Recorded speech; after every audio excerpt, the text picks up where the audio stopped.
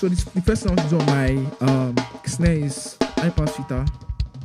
Let's take out the low end to where the fundamentals is starting from. If fundamental is starting from above 200 Hz, so I'll just do a high pass filter to that 200 Hz. Then I can now switch on my EQ now.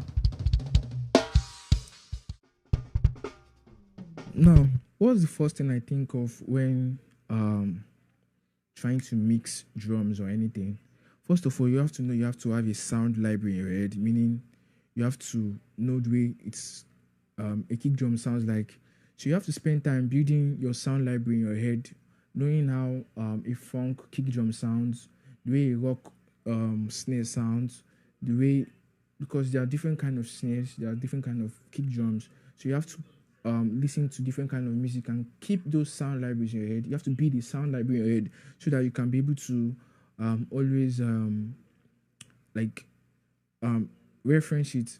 Now let's move on to our snare. Now I don't want to notice when we are mixing, we have to mix to what you're listening to from the overhead. You don't need to overdo or overexcite some frequencies. Let the real identity of the drum flow through. That's how to mix. So if I listen to my drums through the overhead,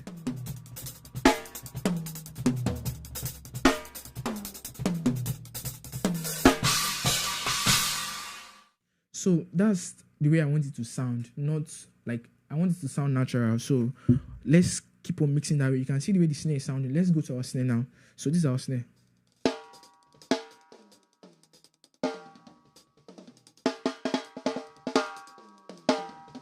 So our snare is ringing, and I recorded it like that purposely because I was trying to achieve something.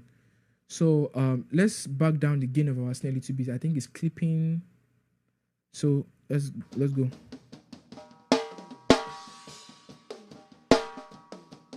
So let me switch on my kick. So the first sound is on my snare is high pass filter. Let's take out the low end to where the fundamentals is starting from. If fundamental is starting from above 200 Hz, so I'll just do a high pass filter to that 200 Hz. Then I can now switch on my EQ now. Then the next thing I want to do is just drop that ringing sound a little bit. So this is it over here.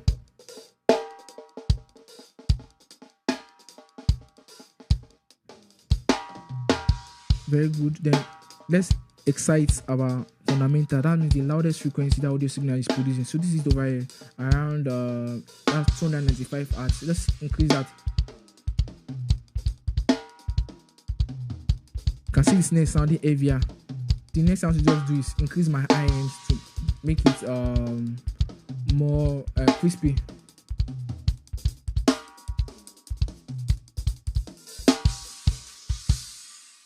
And mind you are mixing with me, you might not really notice the changes, the drastic changes from being raw to being processed. You might not notice it because we are both mixing together, so you might not notice those things. But somebody that will just jump in on this live stream and listen to this drum will say, wow, this is sounding really good.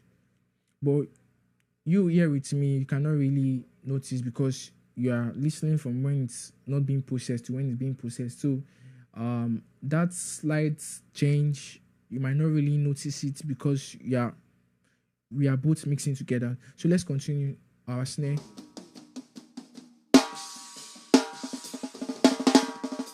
So my snare is good, so I just need to do compression.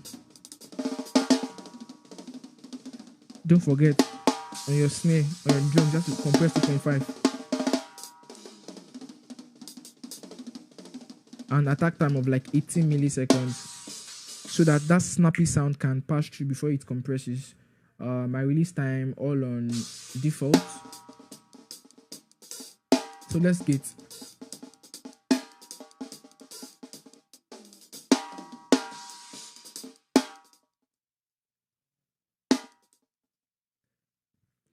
So this is good gating on our snare. Now let's check our snare bottom. This is where things become crispy. Like this is where this is one of the secrets I do when it comes to mixing snare. It's all about the snare bottom. I do some tricky things on the snare bottom. Now, what's the idea of a snare bottom? To pick that sizzling sound from your that chain, rattling chain under your snare drum, to pick it up and blend it with your normal snare. So you get a full what do you call it? A full identity of the snare drum, not just the head, because this how mic pick sound. Mics are very dumb instruments. The way you hear your snare drum is not the way the mic is speaking. The mic is speaking according to signal to noise ratio, meaning what's the closest thing to me. So to pick that in more. But you far away from the snare, you can actually hear the full body of the snare, but the mic is close to the bitter head, so it's picking the ringing sound instead of the full body. That's why you need an extra mic to pick up that rattling chain under the snare and blend with this thing. Now, I need my snare bottom for ghost notes. So first thing I know is I'm not getting my snare bottom. That's just the truth. I'm not getting my snare bottom. So let's listen to our snare bottom.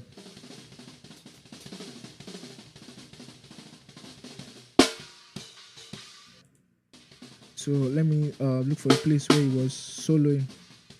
I'll just look that place. Okay, let's go down over here.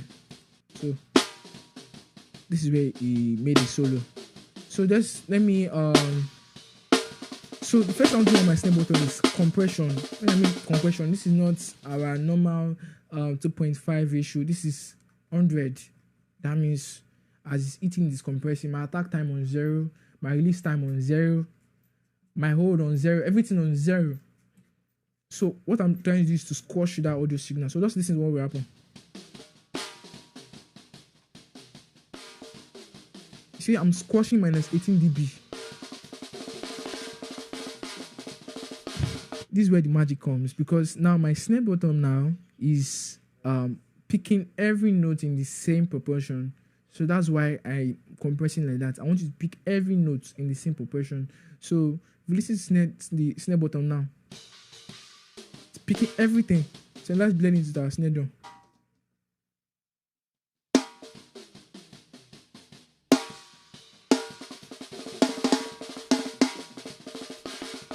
So that's the secret of getting ghost notes to sound well. So apart from compressing, let's do our normal EQing.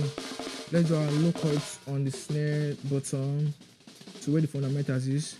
And don't worry, if you're talking about phase relationship between the snare top and snare bottom, while recording, we've already flipped the polarity of the snare bottom to match the polarity of the snare top. So there's nothing like phase cancellation over here. So let's EQ our snare bottom. So the only thing I want to do is let's switch off our compressor first so we can hear it well. So I want to remove that boxiness from the snare bottom. So let's use our band 2 to just take out from 400 Hz to 1K, very wide. Then use another one to take out our high mid.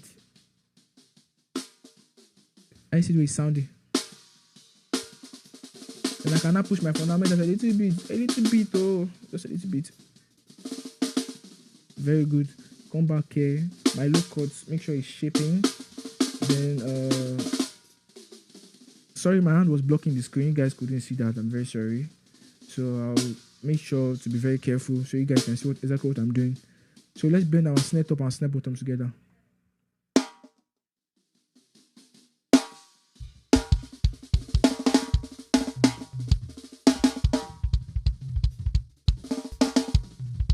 Now after mixing this, let's bring our snare drum to life.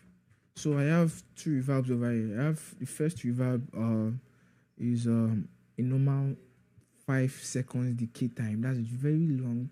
And I have a snare reverb over here. That's a decay time of 1.3 seconds. That's 1 second, 10 milliseconds, and a pre-delay of, let me increase my pre-delay a little bit. So let's send our snare into that reverb box and see what happens. So we're trying to bring the drums into live now. So we use reverb to bring things into live. So listen to our snare drum now.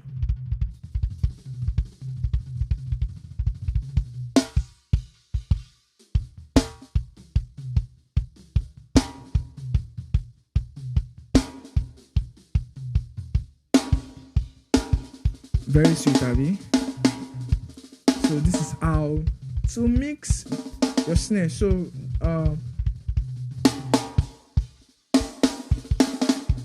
after bringing our snare to life, then I still want to send my snare a little bit to that long reverb, a little bit.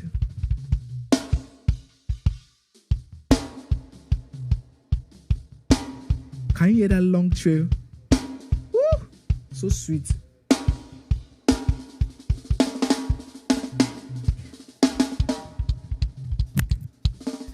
So let's keep on.